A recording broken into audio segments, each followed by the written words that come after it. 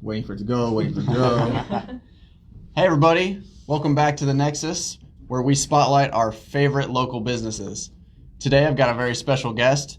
I'd like to introduce Felix El Gato Izel from Gato Comedy Syndicate. Hey, that's me. Look, I can see myself on the line. Like, I'm there and then I'm there. Oh, this is awesome. I'm going to share. Hold on, guys. Let me share this thing. Man, I think the camera really does add like 50 pounds, man. Like, seriously. All right, hold on. See if I can even figure this thing out. Share. Write post. Do I have to write a post? Can I just share? Okay, I'm just going to post. Bam. Posted. All right, cool. There is a second delay, so this is so weird. I'm going to put my phone away so that I'm not distracted by... You know what, though? Still good looking. Kind of chubby. Just more of me to love. No, all right. Yes. Good, man. Felix, welcome to The Nexus. Thank you so much. Thank you for having me, guys. Absolutely. Great.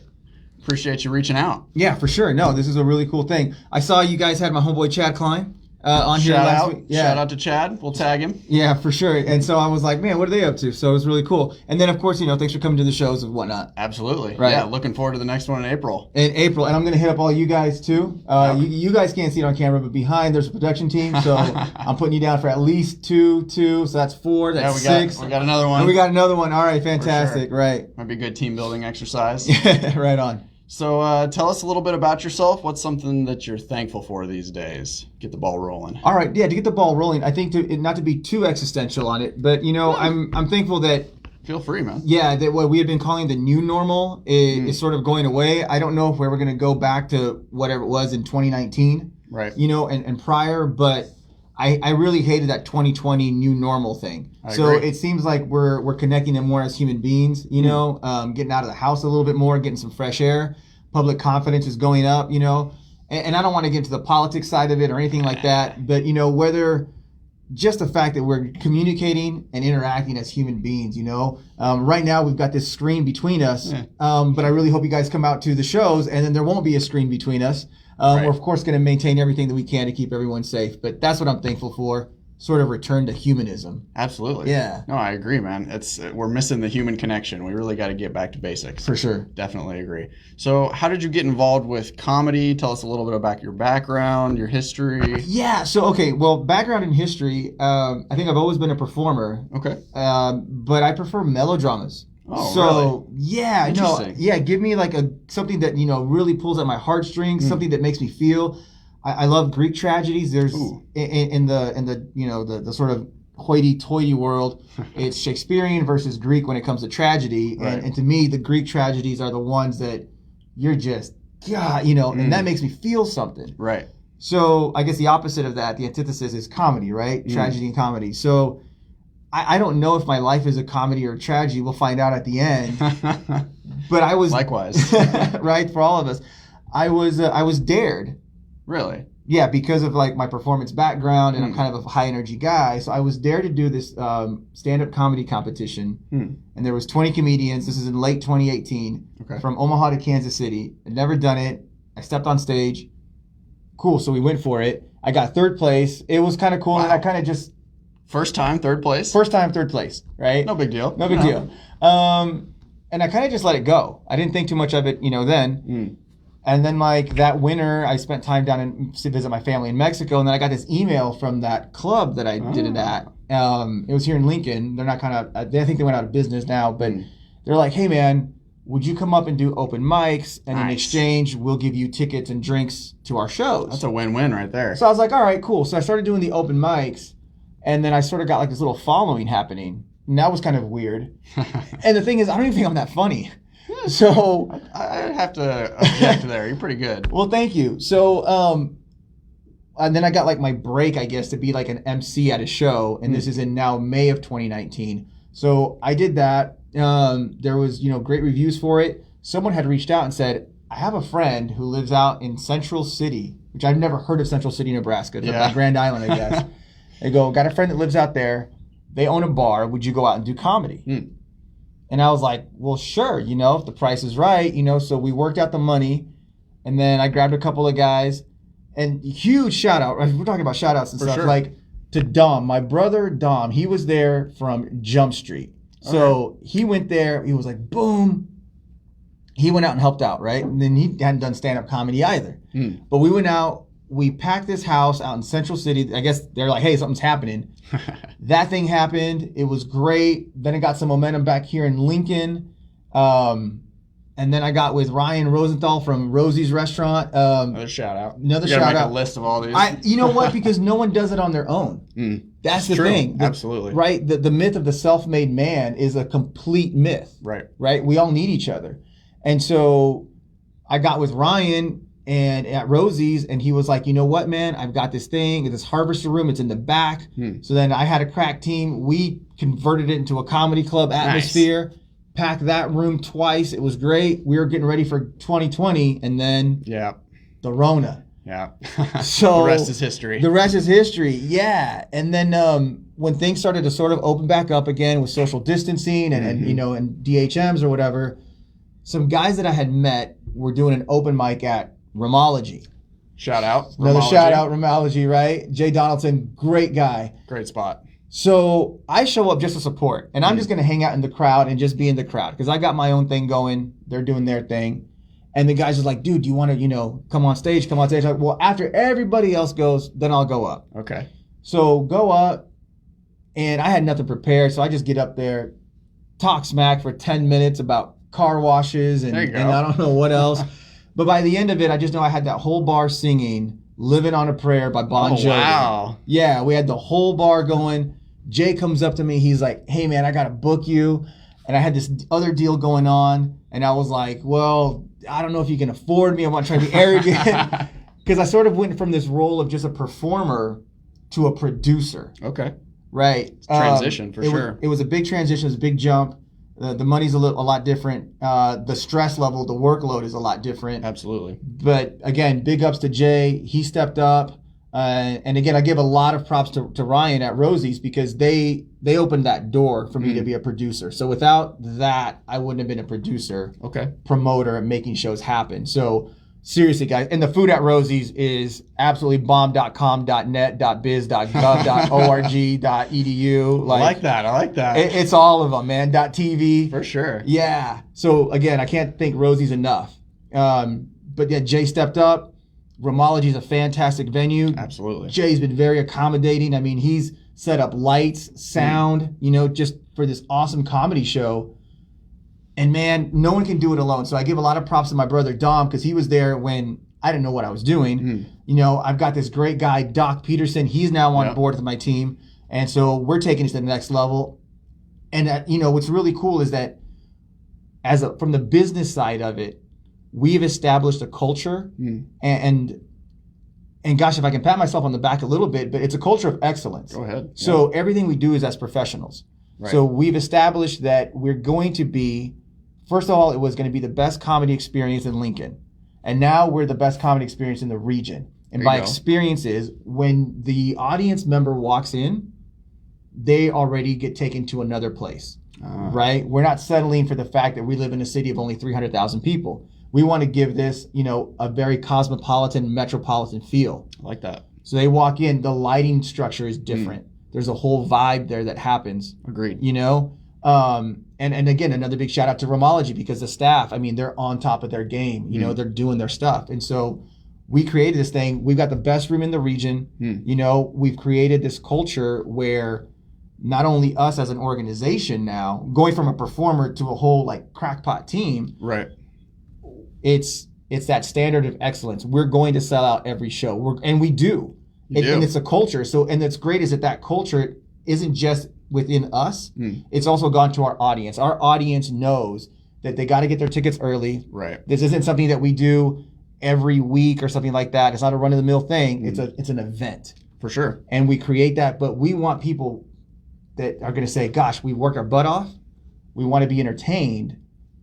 Come on down, guys. And we are going to transport you away from reality, you know, for the duration of our show and just get you laughing, get you forgetting about the problems. And hopefully that laughter, again, getting a little existential here, right? But hopefully that laughter releases those endorphins. There you go. Right? Releases the dopamines. And that gives you a good rush. And all of a sudden, that stressor that you had maybe washes away a little bit and you reset your batteries so that you can go off and go do something great, you know, and keep society running. I love to hear that, man. Sounds great. Yeah. So you've been talking a lot about producing as opposed to performing. Is that sort of your role with Gato Comedy Syndicate then? Tell us a little bit about Gato. I know you talked about your history a bit. Yeah. And you sort of transitioned. Right. But I have yet to hear you actually talk about Gato. So let's hear it, El Gato. Right. So Gato. So for those of y'all that didn't like take Spanish or failed Spanish, Gato means cat. There's Felix the cat, right? That's where the nickname comes from. Okay. So that moniker sort of just came up a long time ago. That nickname sort of stuck. I do. I enjoy laughter. I enjoy companionship. I enjoy, fellowship. And what's really cool about being on a stage is that gets to be projected. Right? And the cool thing about being Gato, as opposed to like when I go home and I'm just Felix, right? Okay. Is that there's this aspect of me, this fun factor of me that gets to be amplified. Okay. To 11. We try to definitely like blow out the speakers with it. So when I hit the stage, what I hope to do, I'm behind the curtain, I'm hearing, the intro, the music comes on, the spotlight comes on, and it's like, all right, let's go. But let's give a show. Right. Without being phony, without being fake. That's important. Right. It's not always easy to maintain that genuine connection, that genuine community building. Right. You did a great job. Well, thank you. And so that's the part, is that it's not 100% me. It's just this one part of me, and that part gets amplified. And I do my best to connect with the audience, and really just, it's, again, I'm not trying to be too hoity-toity here or lofty, but feel free. It's not just stand-up comedy. It's a communication. It is. Right? So the thing is that I receive communication all day long, right? And this is where I get the material from everyday life. Okay. I'm able to structure it into something that I hope is a good joke or a limerick or something to that effect. I put it back out into the audience, right? When the audience laughs, when they clap, I know that we've connected. Yeah. Humor happens because we can relate. Absolutely. Right? If I told you a joke in Spanish and you failed Spanish, you wouldn't understand it. It wouldn't find it funny. Yeah, no, it'd fall flat. Right. Unfortunately. Right, because there would be that barrier that we weren't, the language barrier. We didn't connect. Right.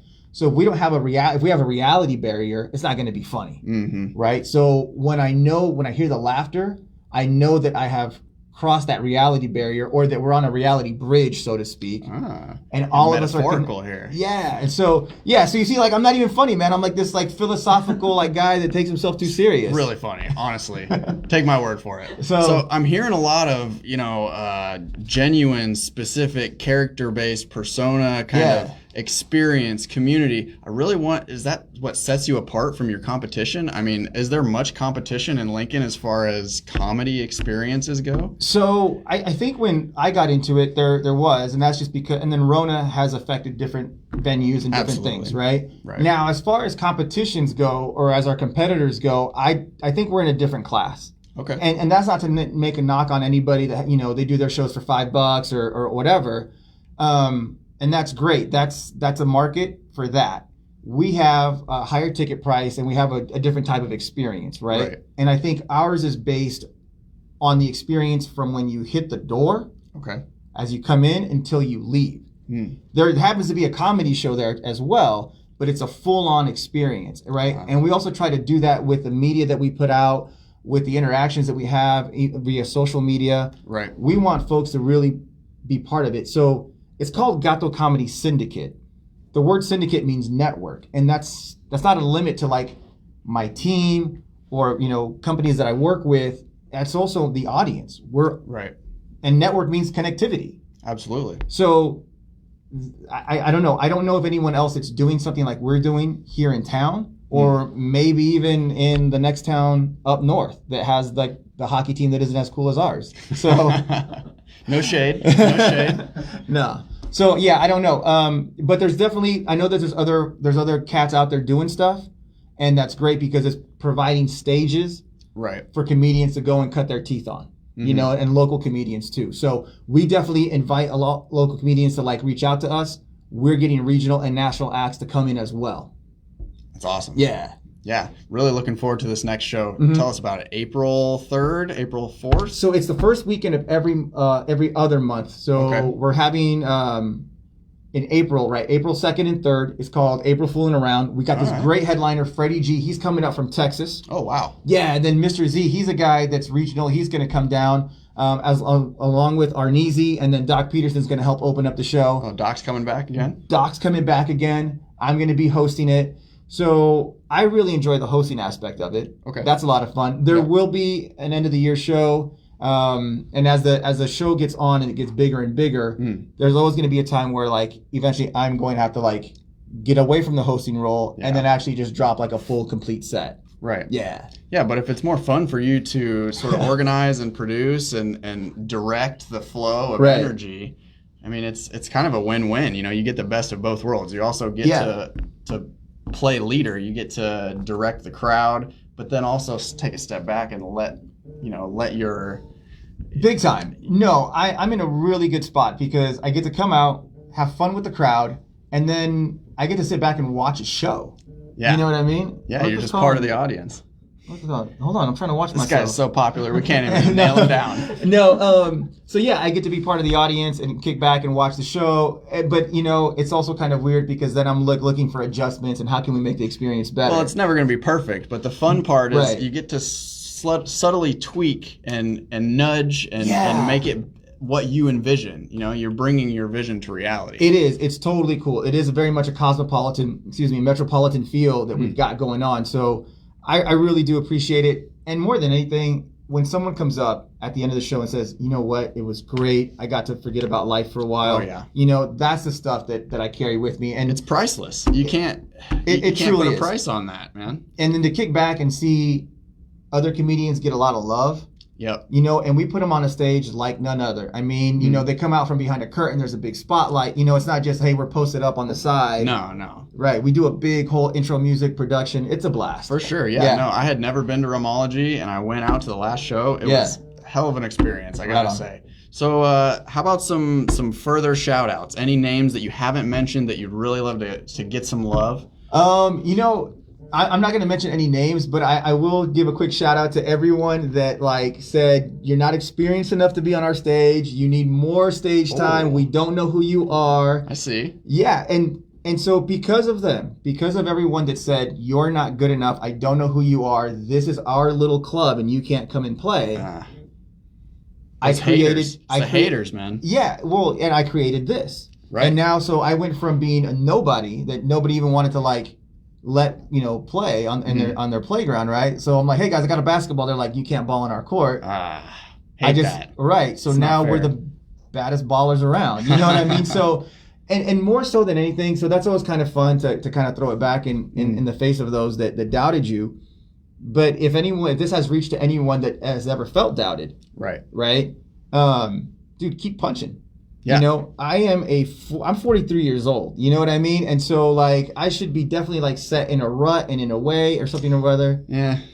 But we're having fun, man. For sure. You know? Pursuing your dream. I mean, you can't put a timeline on that. We're doing somewhat similar thing here at True North. I mean, we call it TNT time, where we get so much done in a day or in a week. It's like, you can't even imagine. Right.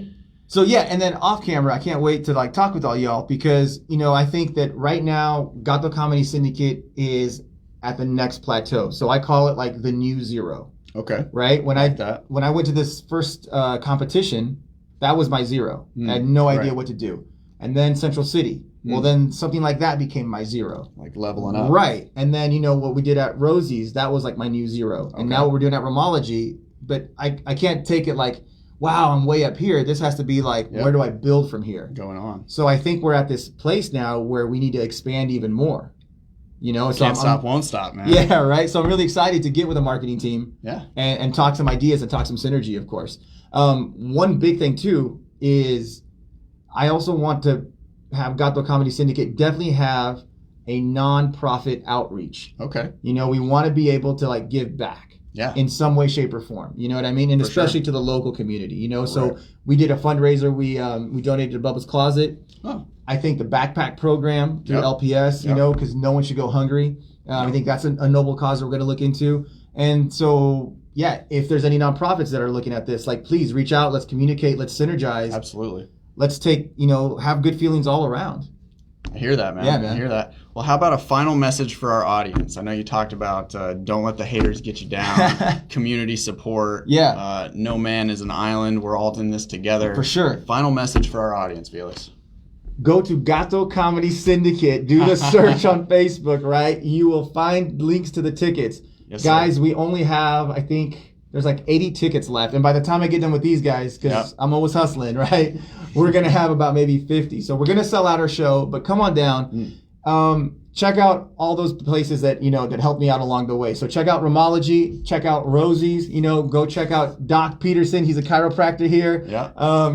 Check out True North. Maybe they can do something for you. Absolutely. Guys, we're all in this thing together. So that's it. For sure. All right. Well, I appreciate you joining us, Felix. For sure, man. And take care, man. Thanks a lot. Absolutely. All right.